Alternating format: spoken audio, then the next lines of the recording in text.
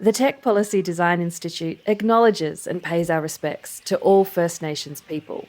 We recognise and celebrate that Indigenous people were this continent's first tech innovators. There has been a flurry of attention around the globe to Australia's move here. All the big news sites like the New York Times, the BBC, CNN, news sites throughout Asia are covering this. This one's for the mums and dads. Social media is doing harm to our kids, and I'm calling time on it. I've spoken to thousands of parents, grandparents, aunties and uncles. They, like me, are worried sick about the safety of our kids online. And I want Australian parents and families to know that the government has your back. The Minister and I have an important announcement. Social media is harming children. Social media. It's not a ban on content. Age restrictions. The age assurance ban. It's a ban TikTok, on Instagram, social media age and restrictions. Facebook. The ban. Ban on. Welcome to Tech Mirror, brought to you by the Tech Policy Design Institute. In this 5-part series, we're exploring Australia's social media minimum age restrictions that will come into effect on the 10th of December.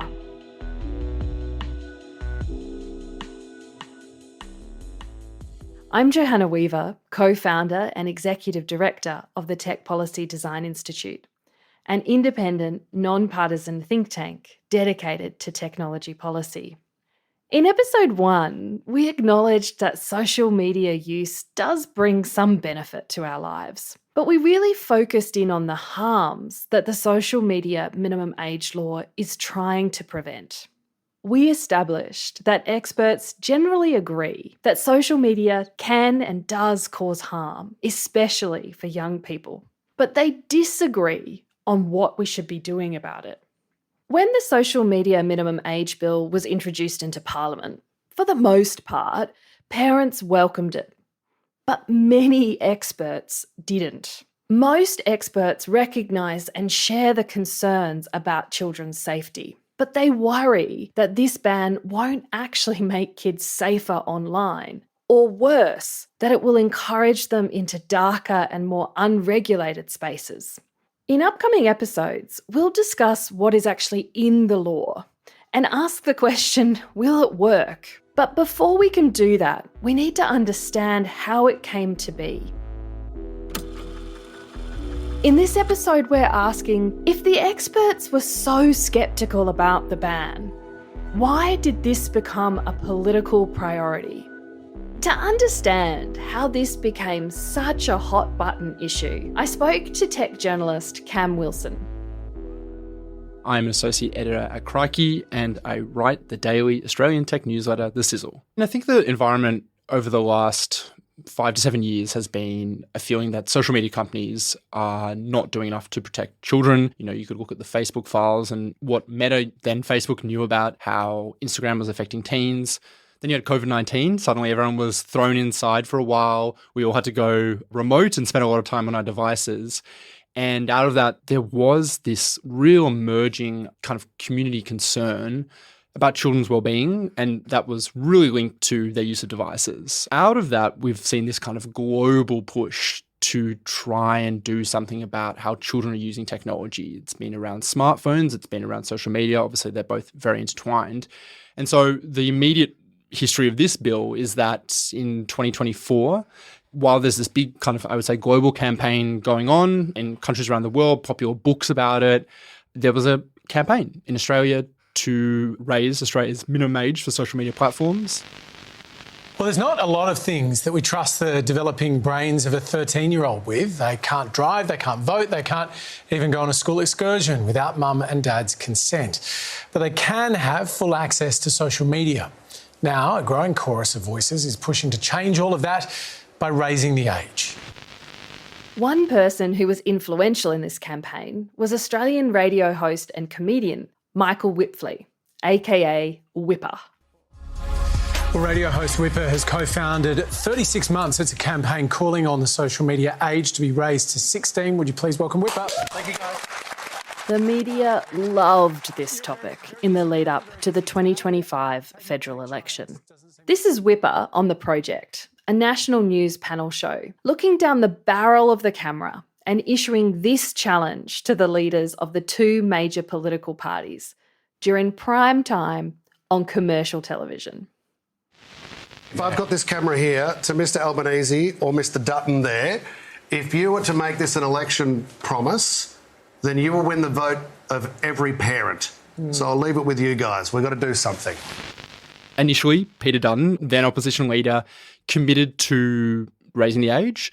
And then shortly after, Anthony Albanese was asked on a radio show, and he too committed to doing something about it. That was in middle of 2024. It's worth noting that at the same time as the 36-month campaign was running, News Corp, owned by the Murdoch media empire, was also running a campaign.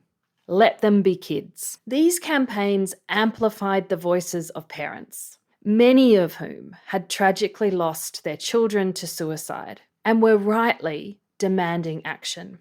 Against these national conversations, individual states were independently exploring what they could do to protect kids. South Australia even went so far as to commission former Chief Justice of the High Court, Justice French, to conduct a review into possible options. This culminated in October 2024 with the Social Media Summit.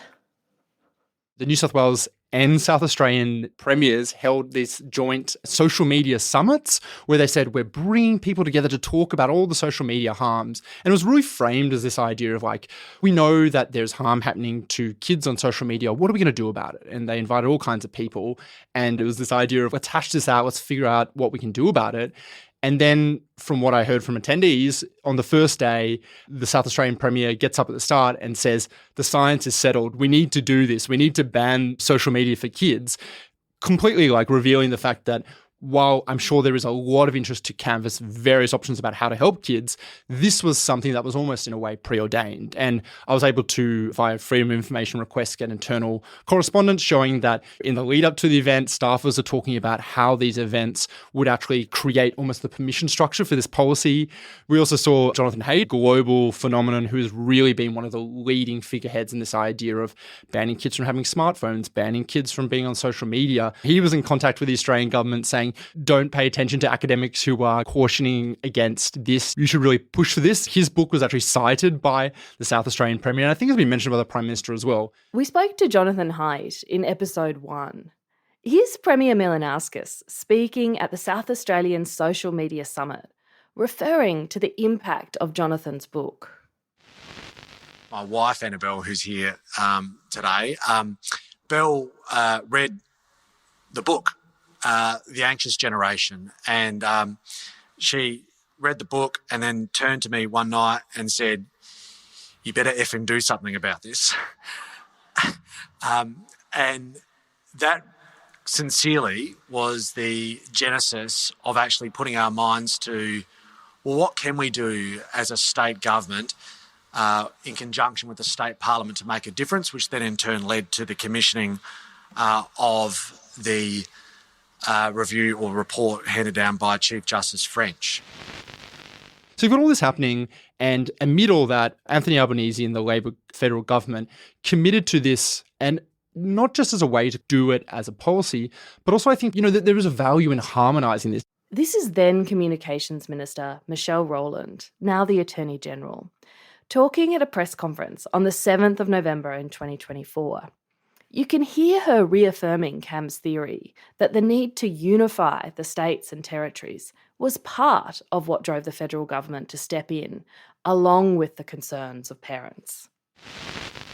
The welfare of children is a collective responsibility, and it is heartening, as the Prime Minister said, through National Cabinet, to see the Commonwealth and states and territories working together for a common outcome.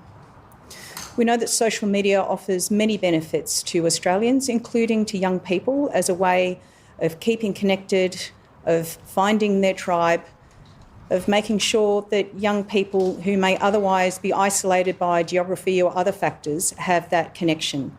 But we also know that it brings many harms. The fact is that social media has a social responsibility, but the platforms are falling short. I don't mean to sound cynical, but I do think there was a political imperative at play here. My name is Lizzie O'Shea. I am a founder and the chair of Digital Rights Watch. I am also a lawyer and I sue technology companies that have done the wrong thing. So I would start by saying that we at Digital Rights Watch, like many people in this space, do acknowledge that online spaces can be really harmful for children, and social media in particular can be a place where there are known harms that occur. And that's true for young people. It's also true for adults. Lizzie and Digital Rights Watch have a long-standing position calling for the government to take action to hold tech companies to account. Here she is explaining why she thinks the ban gained traction when it did, and also why she's worried that it will harm rather than help. We were going into an election. There was a question as to whether the government of the day had done enough on this front. There was also a question around whether the opposition, the Conservative opposition, would push for a proposal like this, and the opposition from the government might cost them electorally. In some respects, it is a good sounding reform. It's something simple that you can announce that people instinctively understand. You don't have to explain what a duty of care is, for example. And a lot of people support it. However, a lot of that support is quite brittle. When you press the polling participants about this, about concerns around privacy and security, those concerns are very high. So I think a lot of Australians instinctively understand this as something that the government probably should do. It may not work. It may be that it creates further problems, but it does look like you're doing something about this problem. I think there are a lot of well-intended people who support this proposal as well. I don't mean to be patronising or dismissive about the genuine policy concerns that underlie this particular proposal. But it is very disappointing to me as an observer of this field of policymaking that lots of other opportunities to significantly improve these online spaces have gone wanting, and this is the one that has proceeded, especially in circumstances where the government had considered something like this and found the technology wasn't quite up to scratch, but then did an about turn in an election year. That seems to me a very disappointing set of circumstances. And that doesn't even touch on the incredibly truncated process that accompanied the passage of this legislation, including very minimal engagement with the public in a meaningful way, and instead pushing this through and it becoming a centrepiece of a claim that the government could make that they were taking action against these large technology companies who are harming children. To be clear, it's not just Digital Rights Watch that share these concerns. We heard from Amanda Third in episode 1. She's the Professorial Research Fellow and co-director of the Young and Resilient Research Centre at Western Sydney University, who led and coordinated the campaign of more than 140 experts against the ban. It's really clear to me that young people face unwarranted levels of risk of harm online, and we really do need stricter regulation that can genuinely prompt the sort of systemic changes that would see young people not just engage safely, but engage in an optimal way with all digital technologies. And I think for those of us who were nervous about this legislation, and indeed many of whom spoke out, the key thing was not that we don't need regulation. We do need regulation. The key thing for us was that really, as we develop regulation, what we need to do is to put children's and young people's best interests, their positive experiences, at the heart of the regulatory systems that we design for them. You know, arguably, by evicting under 16s from social media, you are taking away the impetus from social media companies to design for children and young people's needs, rights and aspirations, right? You're actually weakening the accountability mechanisms that we might put in place. I do understand that Australia is proactive in legislating, and there's something I really like about that. But just making laws, just creating regulators, just developing other forms of regulation, I don't think that's good enough. These problems that we've been talking about are some of the most important and profound, and we're talking about the experience of some of the most vulnerable people in society, particularly young people. We owe an obligation to them to respect their rights, to allow them to participate in policy that is made about them, and to also preserve their right to participate in public life that often occurs in online spaces, to build their own sense of community and identity. And we at Digital Rights Watch join many child safety experts in raising concerns about restricting the access of young people, whether that's a legitimate purpose in circumstances where there are less intrusive ways, less privacy infringing ways, less ways that infringe upon young people's human rights and their rights under relevant conventions. There may be many other ways in which you could achieve the legitimate purpose of minimising harm of being on social media platforms without necessarily imposing an age restriction on access to those platforms. We need stronger protections in the Privacy Act. We need to shift the dial on how these companies make money, and we need to protect people, give them the right to have involvement in these spaces without constantly being surveilled and having their information taken from them. And then I think we do need to think about implementing a digital duty of care, imposing a flexible, broad-based obligation on companies to do better, to proactively identify harm and potential harm and take steps to address it, not find convenient ways to ignore it. We will talk a lot about this concept of digital duty of care that Lizzie has just referred to, and a number of other urgent policy reforms that many are calling for in the final episode of this mini-series. But for now, I want us to stay with this specific missed opportunity that we could have used the social media minimum age law to incentivise companies to create safer online spaces. Here's tech journalist Cam Wilson again. One of the big things that got dropped from the law at last minute was this exemption framework, which is only a name that a public servant could come up with for the least sexy thing ever. But it was this idea that we want to get these tech companies, reel them in, make them treat kids better. But what if instead of just banning kids from the age of 13 from 16 from being on their platforms, what if we also tried to add a carrot to the stick, which is this idea that if you can do certain things, if you remove certain features that we think contribute to the harm of social media platforms, then maybe you don't have to come under this law. Like maybe you can come up with variations on your apps, like child-friendly versions, whatever it is, as a way of saying that we will encourage a certain, maybe using the eSafety Commissioner's favorite term, like safety by design, versions of these applications that strip out the things that we're worried about as a way of incentivizing not just like social media bad, but encouraging them to produce something good. We did recommend that an additional test be used around risks and harms. For whatever reason, it was deemed that there just wouldn't really be time to implement that, and that will be considered in the next iteration of the legislation. But there are clear situations of those platforms that we're analyzing now who seem to be doing the right things with safety protections for under 16s. That was the eSafety Commissioner Julie Inman Grant explaining that as the law was being drafted, she was advocating to include a harm threshold.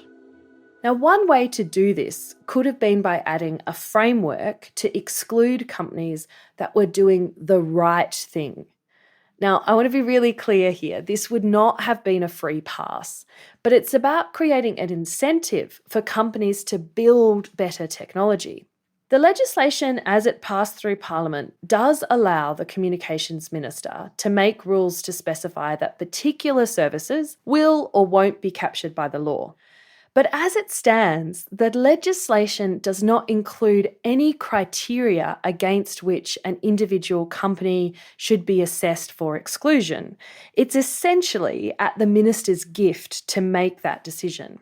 In contrast, when this bill was originally drafted, it included a specific exclusion framework that transparently set out the criteria on which a social media service that would have otherwise fallen within the definition of the law could have been awarded an exclusion based on a specific set of criteria. Things like that they had strong safety protections in place that went above and beyond industry standards.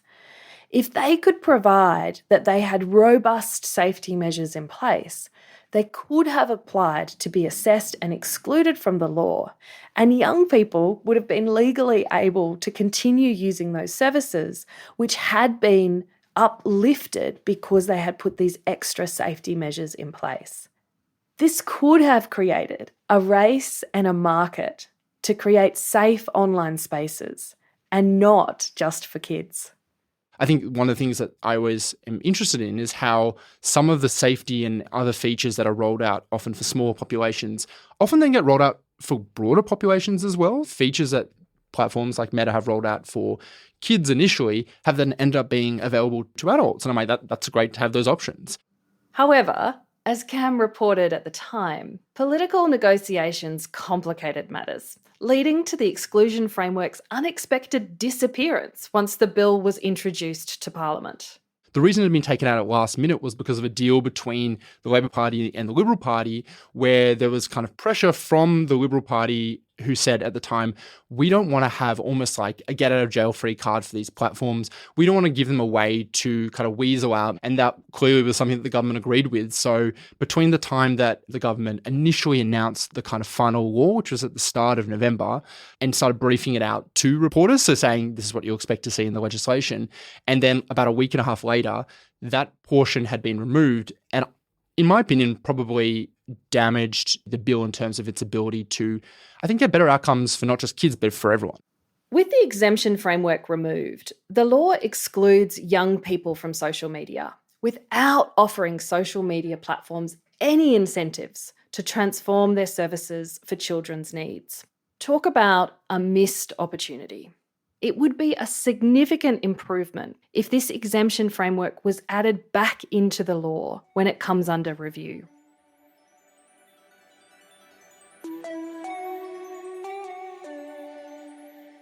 The social media minimum age restrictions have two independent regulators charged with overseeing it: the eSafety Commissioner, Julie Inman Grant, and the Privacy Commissioner, Carly Kind. Because they enforce the law, these regulators are often seen to be its public face. But regulators can only enforce the laws that Parliament passes. And it doesn't mean that they always love the laws that they are handed to oversee. In this case, the social media age restrictions, both the eSafety Commissioner and the Privacy Commissioner expressed reservations about the legislation before it passed Parliament.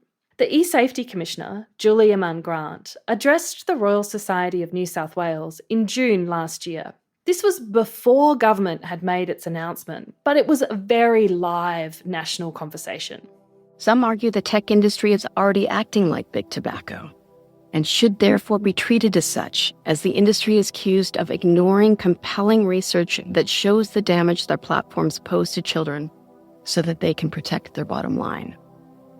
The debate may even see Australia swinging at the pendulum more towards an interventionist camp of online safety regulation, with a media-fueled push banning children under the age of 16 from joining social media. While this will ultimately be a policy question for government, I think a much deeper debate needs to be had around what we mean by social media. We also need to think long and hard about what the unintended consequences might be of pushing kids into darker recesses of the web. I'm also concerned about the pursuit of forbidden online fruit, that it will actually deter help seeking by young people and prevent them from confiding in parents when things do go wrong online. And I can tell you that the evidence base is thin and the research very mixed on all of these questions. And to be honest, as Australia's regulator in this area, I'm struggling to get my head around the how in terms of successfully implementing such a policy. You see, I've been working on age assurance in one shape or form since 2008. But until these fundamental age assurance systems and technologies are in place, implementation and enforcement of such a ban will be virtually impossible. Another independent regulator who expressed reservations about the law when it was first introduced was Australia's Privacy Commissioner, Carly Kind. The risks that I foresaw at the time were probably threefold. The first is that children wouldn't be able to use social media platforms that they had come to rely on for a range of different reasons, including educative, connecting with each other, and seeking access to information that might be important to them. The second was that those platforms would lose the incentive or obligation they had to create safe and trustworthy spaces. And I think I pointed at the time to what we've seen happen when Elon Musk took over ownership of X and essentially fired the entire trust and safety team. We have seen X become a demonstrably less safe and, as a user, worse place because of that lack of investment in trust and safety that comes as a moral obligation for having children use your products. And then the third concern related to the privacy of Australians more broadly, because this regime will require not only children to assure or verify or establish their age, but all users of social media platforms. Those were probably the three concerns I expressed at the time. Are they still concerns? I think it's clear that we have seen over the last year a change in the political and geopolitical space in which social media platforms exist, and a lessening, I think, more broadly of regulatory requirements on their shoulders. And it may be that this kind of absolutist approach is the best way to protect children, and that preceding and alternative approaches, which would have been about leveraging reputational concerns, appeals to norms and moral arguments, would no longer be effective because of the changing political environment. So I do think that perhaps this is what is necessary to protect children going forward. I still retain the concerns around privacy, and that is, of course, front of mind as we at the Office of the Australian Information Commissioner prepare to regulate the privacy aspects of the regime. We want to make sure that Australians' privacy is protected, and I'm confident that can happen within the context of the regime, but I think it is still a risk that has to be managed. Now, there are those who object to the law in principle, and it's quite possible that we will see legal challenges. We did invite Google, who owns YouTube, and Meta to come on the pod and explain their positions, but they declined or didn't reply. But I do hope that it's now clear that most of the experts, child's rights advocates, and even the independent regulators who expressed reservations about this law did so not because they don't think that we should be regulating, but because they think we should be doing more to hold tech companies accountable. Or they were worried that this particular law would have inadvertent negative consequences, particularly on vulnerable young people, and by placing broader age assurance obligations on all Australians. In another twist for the policy nerds, it wasn't just the experts, but also the politicians themselves. The Joint Select Committee on Social Media and Australian Society tabled its final report, Social Media, the Good, the Bad and the Ugly, in the Senate and the House on the 18th of November in 2024. The report was very critical of social media, but it didn't recommend minimum age restrictions. And neither did the independent review of the Online Safety Act, led by Delia Rickard. But regardless of what the experts thought, we live in a democracy. And the legislation was introduced into Parliament on the 22nd of November, and it passed little over a week later, truncating a process that would normally take months, with a theatre of a half-day committee hearing and a 24-hour turnaround for public submissions. If nothing else, this proves that the laws can be passed quickly if politicians are motivated enough. The context of this is that this policy throughout the process has been enormously popular, depending on where you look at the support. When it was passing, it was around 80 to 90% of people supported banning kids from using social media under the age of 16. Obviously, people ask, whether people who are saying that they want to do this know how that's actually going to be enforced. But regardless of that, it was a policy that the government could say we're committing to. Funnily enough, it doesn't cost anything, so it doesn't affect the budget bottom line. It's cracking down on big tech, something that is very popular. And with the context of the election, it was a policy that allowed the government and also the opposition at the time to say, we are going to do something. We've actually passed a law, we've done it, but to kick the details down the road. And so from there, we had this commitment to do something.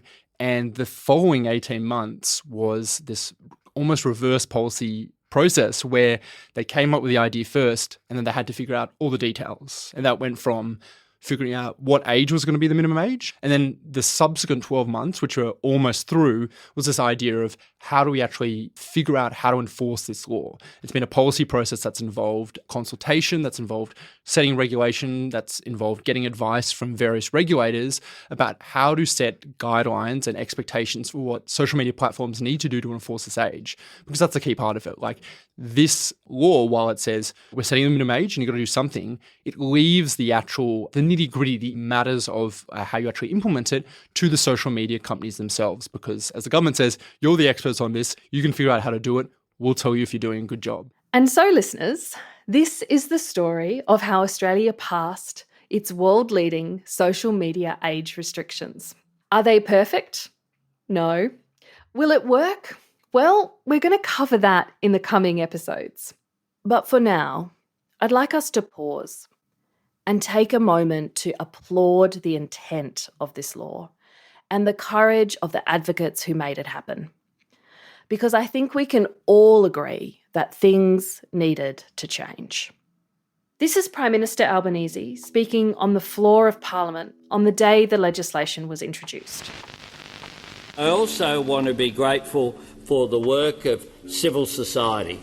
The Let Kids Be Kids campaign, the 36 Months campaign have all been really important. And this morning I met with Matt and Kelly O'Brien, parents of Charlotte, who tragically lost her life. And this is an unspeakable tragedy to lose one's child. I met with Rob Evans, the father of Liv Evans. No parent should ever go through what they have gone through. No parent should ever have to call on the sort of courage that they have shown in speaking out on behalf of others. And I'm very grateful for their advocacy, and I pay tribute to them today. We know that this isn't the only solution. We know there's more to do. We know that there's a ban on young people buying alcohol, and from time to time, under 18s do get access. But that's not a reason to walk away from sending that message and putting in place the support for parents that they need and are calling for in order to support the children. In the remaining episodes in this mini-series, we'll shift our focus from how did we get here to how do we make the best of what we have? How do we build on this momentum to drive more and better outcomes, not just for young people, but for all Australians? Next up, we'll look into what the legislation does and doesn't do. We'll hear directly from the eSafety Commissioner and the Privacy Commissioner on how they are going to enforce the law, and we're going to wade into the vexed world of online age assurance. I guess this is the beauty and also the curse of an independent regulator. You're given a piece of legislation and it gives you parameters, and then you have to actually figure out how it works in practice. What we have in our current day society is if you go to buy some alcohol, the signs that are at the shop now or at the bar says if you look younger than 25, you'll be asked for ID. So that's a 7-year difference. And we have this tangent where as humans, we're actually not that accurate in guessing age. But when we look at tech doing it for us, we want it to be near 100%.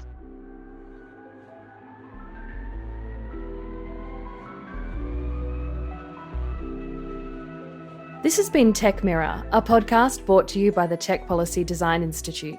We're based in Canberra on the lands of the Ngunnawal Ngambri people. You can find information about the research mentioned in the episode in the show notes. A big thank you to our guests, Cam Wilson, Lizzie O'Shea, Amanda Third, Julie Inman Grant, and Carly Kind. This podcast was made possible thanks to generous contributions from government, industry, and philanthropy. to the Tech Policy Design Fund, the full details of which are transparently disclosed on our website.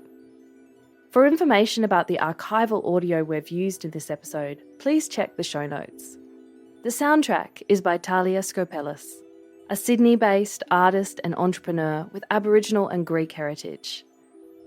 For information about the archival audio we've used in this episode, please check the show notes. This podcast was produced with the support of Audiocraft on the lands of the Gadigal people of the Eora Nation. Amy Denmeade provided invaluable research support.